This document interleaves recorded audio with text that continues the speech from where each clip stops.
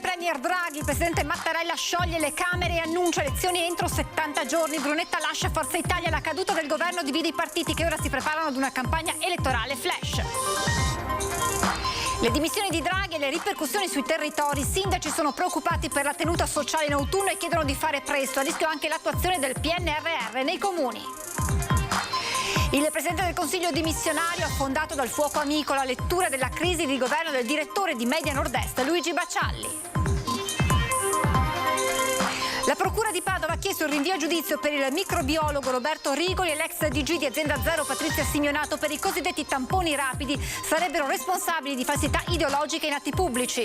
Crollo sulla Marmolada, il giorno dell'addio ad Erika e Davide Miotti, coppia di Cittadella, e al giovane Niccolò Zavatta, l'amico sopravvissuto Riccardo Franchin promette tornerò in montagna. Virus West Nile, da Padova a Treviso fino alla provincia di Venezia i casi di infezione si moltiplicano. A Padova 2 nuovi ricoveri, ad Olo pazienti in terapia intensiva. A poco più di un mese dall'insediamento a Palazzo Rosso del sindaco De Pellegrini, terminati i lavori di adeguamento del municipio per permettere al primo cittadino di raggiungere il suo ufficio.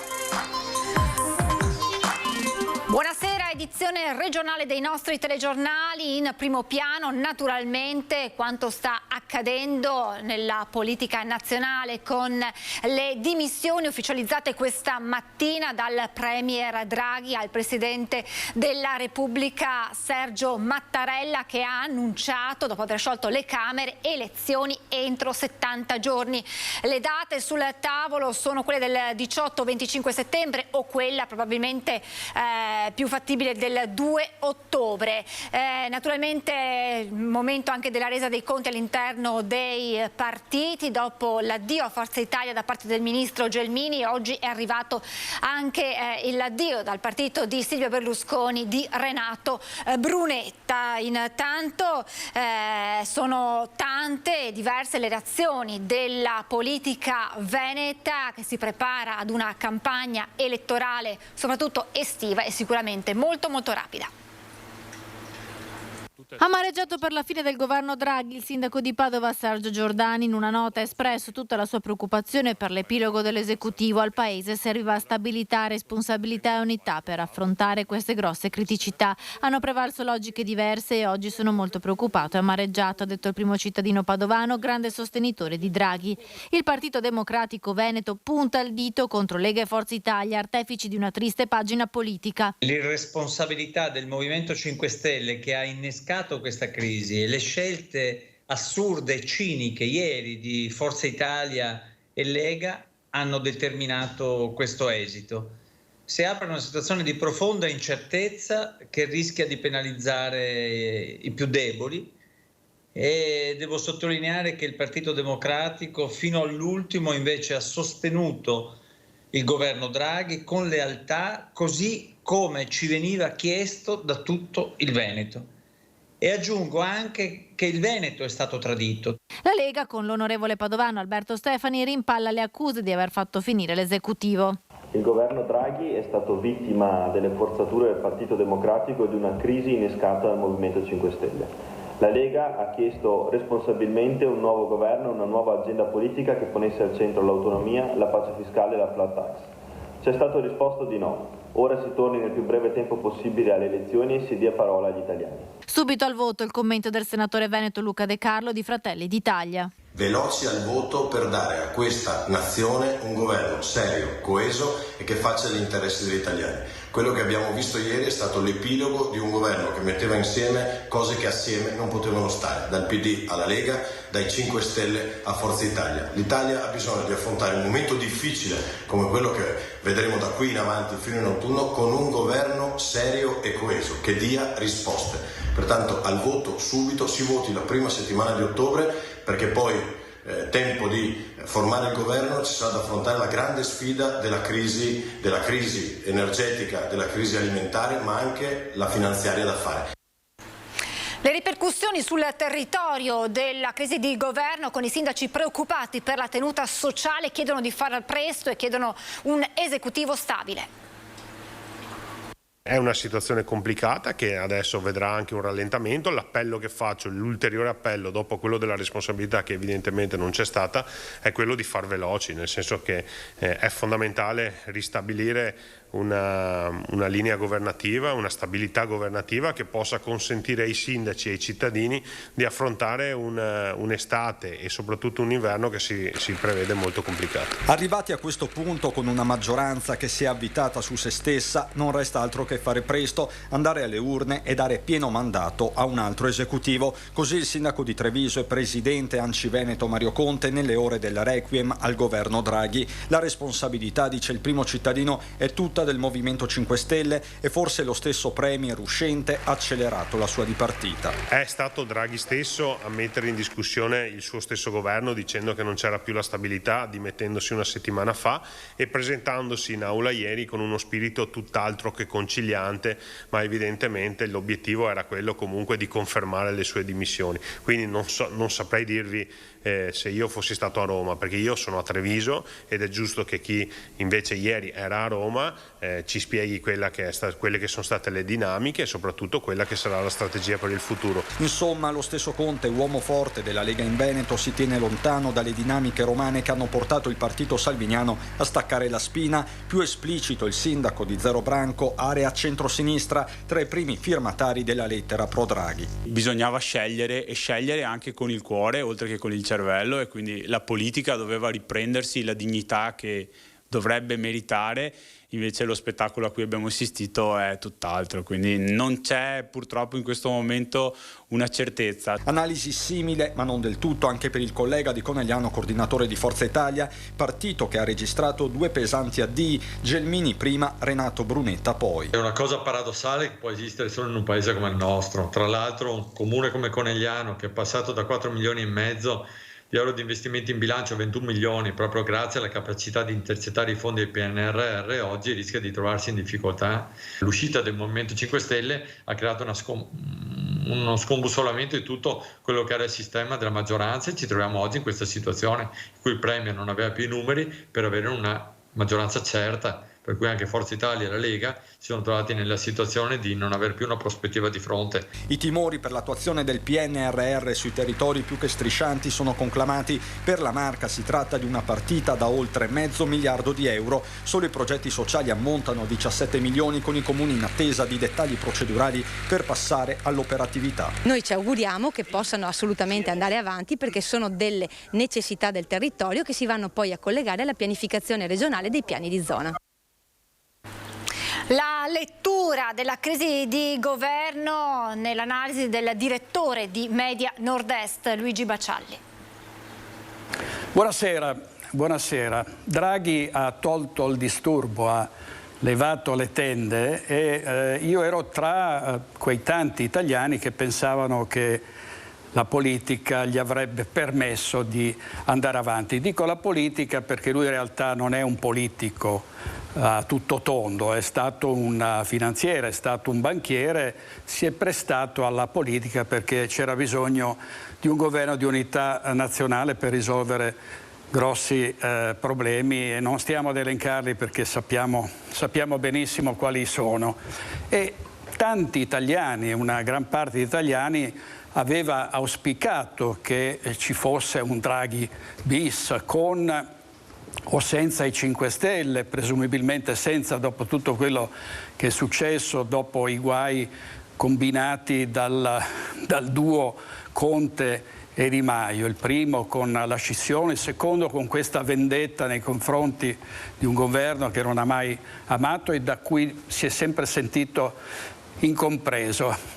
Non è una brutta notizia il fatto che si debba andare a votare, anzi lo auspichiamo da sempre. Il voto è un diritto sacrosanto, in genere si formano governi senza sentire il parere degli elettori, quindi al voto, come diceva Totò in un celebre film, vota Antonio, si voti per chi si ritiene di voler votare. Sembra che si debba votare il 25 settembre, ma non è tanto la questione del poter andare o del non poter andare al voto. Il problema è quello di una politica becera, greve, egoista, cinica, che ancora una volta ha dimostrato di fare i propri interessi e non quelli del Paese, non quelli della comunità. Addirittura Lega e Forza Italia che si coalizzano contro il DL concorrenza, un cardine del centrodestra, la concorrenza, il libero mercato, mentre gli imprenditori chiedono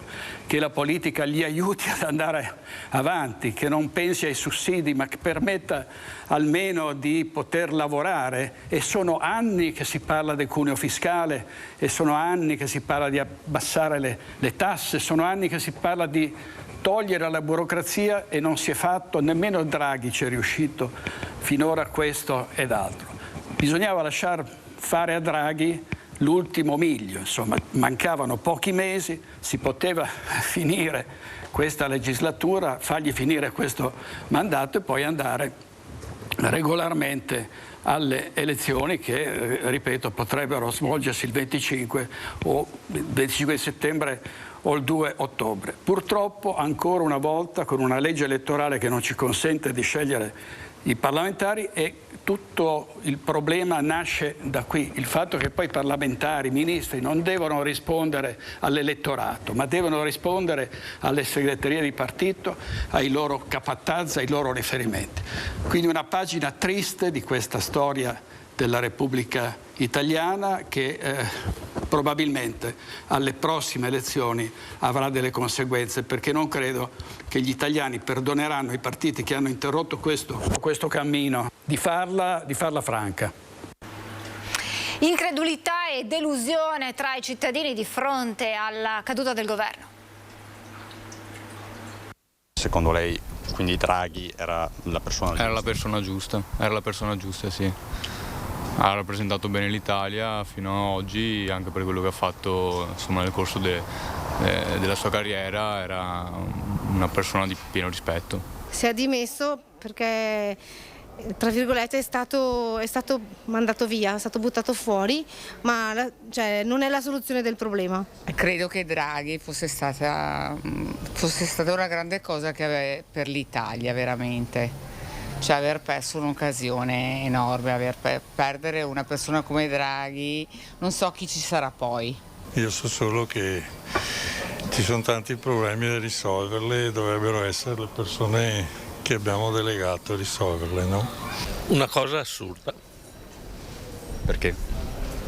Perché l'Italia ha bisogno di efficienza. Secondo me hanno sbagliato tutto, ecco. I politici hanno voluto far valere la loro forza e hanno mandato via un presidente veramente in gamba a livello di stand internazionale e riconosciuto in tutte le sedi. Ecco, il problema adesso sarà ricreare un governo fattivo che possa essere sorretto da una maggioranza veramente coesa e forte, in modo tale da poter affrontare dopo l'estate le varie crisi che si presentano, energetica, economica, di lavoro, e forse Draghi, secondo la mia opinione personale, era la persona più indicata e di assoluta moralità e tecnicalità.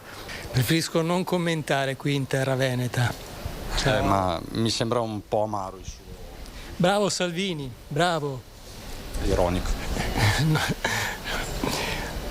I lombardi non ci sanno fare. Di a Zaia che si impegni un po'. Voltiamo pagina. Il PM di Padova, Benedetto Maglio Roberti, ha chiesto il rinvio a giudizio per il microbiologo Roberto Rigoli e l'ex direttore generale di Azienda Zero Patrizia Simionato. La vicenda è quella dei cosiddetti tamponi rapidi sperimentati tra la prima e la seconda ondata Covid. In concorso tra loro i due sarebbero responsabili di falsità ideologica in atti pubblici commessa da pubblico ufficiale e turbativa nel procedimento di scelta del contraente. Rigoli avrebbe confermato di aver effettuato l'iter per verificare l'idoneità di quei test che Azienda Zero poi comprò in 2 tranche senza gara, quasi 500.000 kit per un costo più di 2 milioni di euro. Stando però a quanto ricostruito dagli inquirenti, l'idoneità necessaria non era stata verificata, il che avrebbe penalizzato le altre ditte che avevano presentato offerte. L'ultimo addio questa mattina alla più giovane delle vittime che la Marmolada si è portata via. Nicolò ha lasciato dei fili d'oro nella nostra vita e le nostre fratture e il dolore andranno aggiustati con questo lascito prezioso con cui i cocci si salderanno e assumeranno un nuovo valore. È il messaggio che la comunità di Barbarano Mossano ha dedicato al 22enne Nicolò Zavatta, il più giovane delle vittime travolte dal ghiacciaio sulla Marmolada. Tanti ricordi di vita vera, del ragazzo che era una locomotiva, un catalizzatore, così lo descrive chi lo conosceva e oggi lo piange. Mi ha detto sei sempre uno che stai sempre, si vede che fai una roba e stai pensando delle altre 100 e tu guarda questo è quello che fai tu, no, quello fai tu. E mi ha detto questa frase che poi mi ha solo anche segnata: se mi piaceva stare fermo nascevo un albero.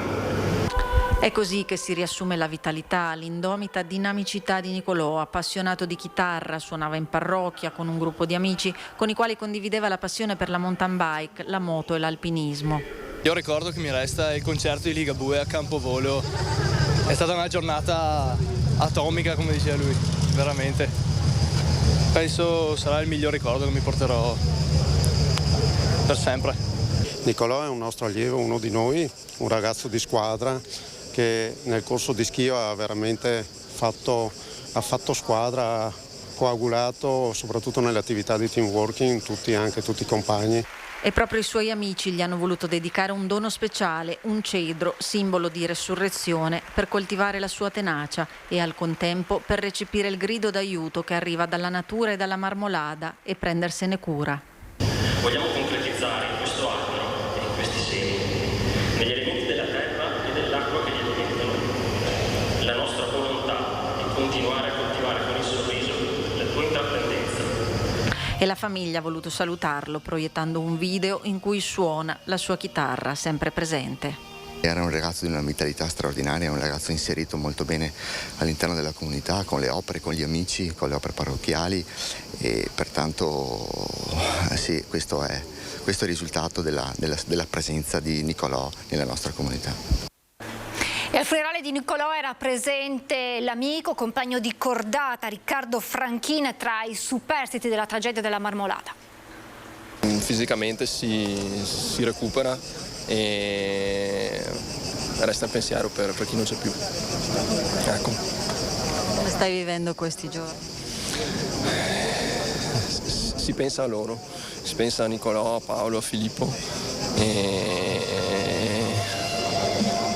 Nel futuro tornerai in montagna oppure per te oramai è una storia chiusa? Penso che ci tornerò. Ci tornerò assolutamente. Lo devi a Nicolò?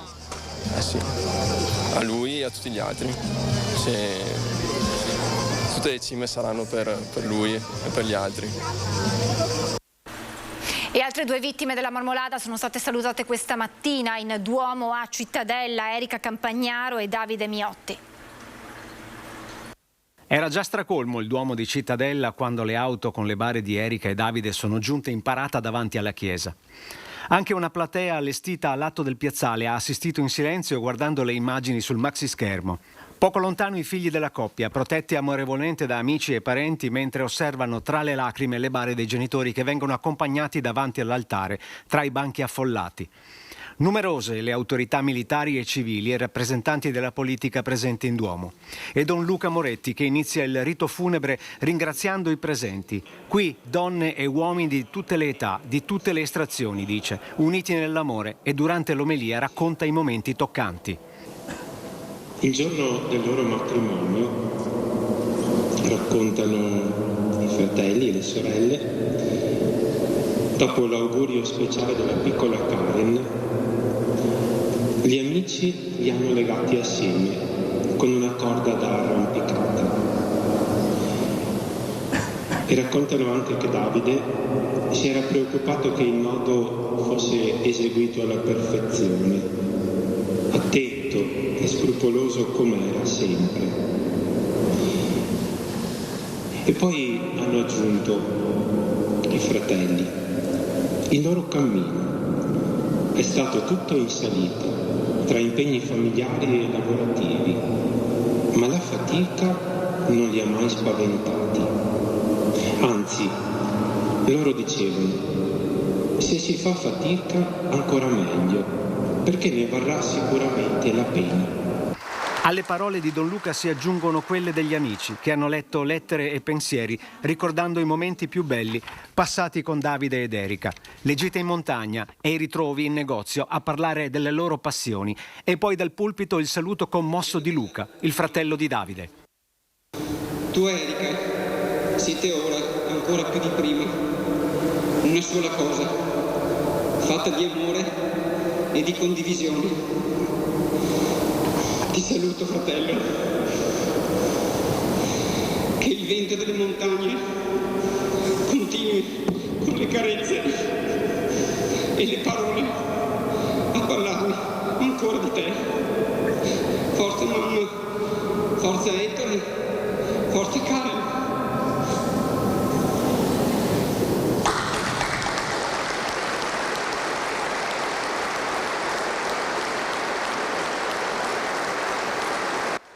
Tutti ricordano Erika e Davide, ogni storia, ogni momento da raccontare di due vite spezzate troppo presto, ma che nessuno dimenticherà mai, unite dalla vita e ora per sempre dal destino.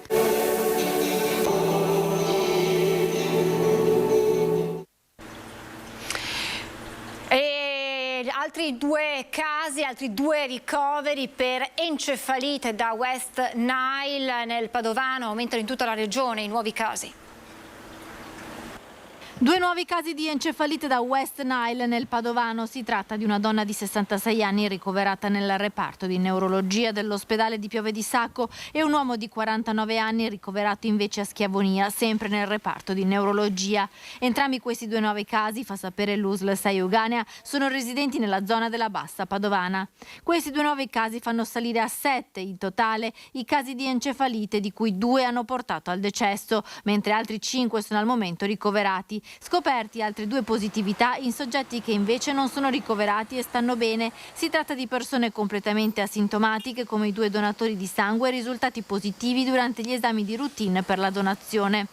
Secondo il bollettino settimanale dell'Istituto Superiore di Sanità, che sorveglia l'andamento del virus, da inizio giugno fino al 19 luglio 2022 in Italia sono stati confermati 15 casi di infezione da West Nile virus nell'uomo. 4 delle persone colpite sono decedute, di cui 2 in Veneto, una in Piemonte e una in Emilia-Romagna. La nostra regione dunque rimane la più colpita. Primo caso di West Nile anche nel veneziano, in un paziente ricoverato nel reparto di terapia intensiva dell'ospedale di Dolo, lo comunica l'ULSS 3 Serenissima. Da una prima analisi del caso, spiega il direttore del Dipartimento di Prevenzione Vittorio Selle, non sono stati rilevati altri casi vicini nello stesso ambito geografico di residenza del paziente. Non c'è quindi evidenza di un cluster locale. Siamo di fronte, continua, ad un primo caso di malattia nell'uomo in quest'estate che potremmo purtroppo definire atteso, vista la presenza del virus nell'insetto portatore già evidenziata nei giorni scorsi e visto il verificarsi di altri casi nei territori circostanti nelle recenti settimane. Più di 15.000 metri quadrati di terreno in fiamme nelle colline di Molvena, siamo nel Bassanese. Non si sa da cosa sia partito, ma in pochissimi minuti è divampato per tutta la collina. 15 minuti. È stato questo il tempo bastato a un incendio per mangiare un'intera zona collinare a Molvena. La prima chiamata ai soccorsi attorno alle 15:10 e già poco prima della mezza le squadre dei pompieri di Bassano, Schio, Asiago e Vicenza erano lì a circoscrivere le fiamme, proteggendo la zona boschiva e le abitazioni nelle vicinanze. È partito un incendio dalla parte bassa parte alta di via Andriani che ha colpito fin da subito i terreni a nord, perché appunto che con il vento l'ha portato subito a monte. Fortunatamente sono intervenuti subito i vigili del fuoco che hanno contenuto il problema, che appunto, come vedete, quasi 2 ettari di collina completamente bruciata. 16 operatori, 2 autopompe, 4 autobotti e 2 moduli antincendio boschivo. Un lavoro di squadra che ha limitato i danni di un incendio che poteva essere ancora più vasto e pericoloso, soprattutto considerando le abitazioni a pochi passi dalle fiamme, protette dal pronto intervento dei soccorsi, ma anche dal lavoro dei residenti. Proprio per l'intervento intempestivo dei vigili del fuoco e anche di qualche cittadino che prontamente ha in qualche maniera tamponato la situazione situazione voglio ringraziare. C'è stata gente che ha tirato fuori il trattore per tagliare, per fare i margini, e io portavo su acqua per dare a bere ai vigili del fuoco e qui così, guarda, le fiamme erano alte. Era paura? Sì, tanta. È stata una vera e propria veglia nella notte, quella dei residenti e dei volontari della protezione civile che hanno dato l'allarme alla vista di nuovi focolai. I vigili del fuoco sono intervenuti 3 volte, oltre alla giornata di ieri, anche stanotte appunto, e 2 volte questa mattina. E sono ancora in corso le indagini da parte delle forze dell'ordine per capire l'origine dell'incendio. Diciamo che è abbastanza improbabile che sia partito da solo, quello sì. Un aggiornamento per quanto riguarda la crisi di governo è ufficiale, si andrà alle urne per le elezioni politiche il 25 settembre. I simboli potranno essere depositati tra il 12 e il 14 agosto, le candidature tra il 21 e il 22 agosto, dunque alle urne il 25 settembre. A poco più di un mese dall'insediamento a Palazzo Rosso del sindaco neoeletto Oscar De Pellegrin, siamo naturalmente a Belluno, sono terminati i lavori di adeguamento del municipio che permetteranno al primo cittadino e a chiunque abbia difficoltà motorie di raggiungere gli edifici del secondo piano. E allora sentiamo proprio le parole del sindaco De Pellegrin.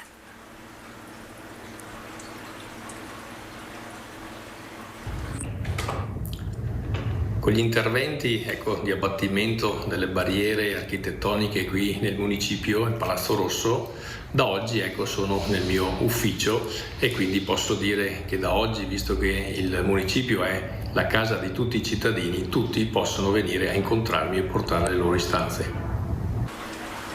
Con le parole del sindaco De Pellegrin si chiude questa edizione del nostro telegiornale. Vi lascio come sempre le previsioni meteo. Grazie per averci seguito e buona serata.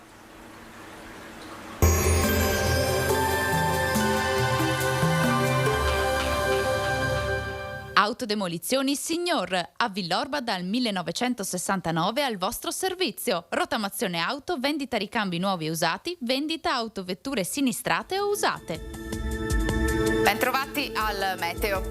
Anticiclone africano sull'Italia, tempo buono e condizioni climatiche particolarmente bollenti. Siamo nel picco del caldo. Vediamo con la grafica la situazione di venerdì 22 luglio. Sul Veneto poche novità rispetto ai giorni scorsi, sempre tanto sole, cielo sgombro da nubi, non sono attese piogge e dunque contesto critico anche sotto il profilo della siccità. Temperature roventi e clima afoso, minime comprese tra i 20 e i 27 gradi. Per quanto riguarda invece le massime, la colonnina di mercurio arriverà a toccare i 38 gradi in diverse province della nostra regione. Spostiamoci ora sul Friuli Venezia Giulia, anche qui ampio soleggiamento, cielo in prevalenza sereno come vediamo, con qualche innocua velatura. Temperature minime tra i 23 e i 27 gradi, massime sui 35-37 gradi. Infine diamo uno sguardo al Trentino Alto Adige. Poche novità, sarà soleggiato con nuvolosità in aumento però nella seconda parte della giornata e con occasionali acquazzoni sui settori di confine. Temperature minime intorno ai 21-22 gradi, massime sui 38 all'incirca. Dal meteo per ora è tutto, vi do appuntamento ad un nuovo aggiornamento.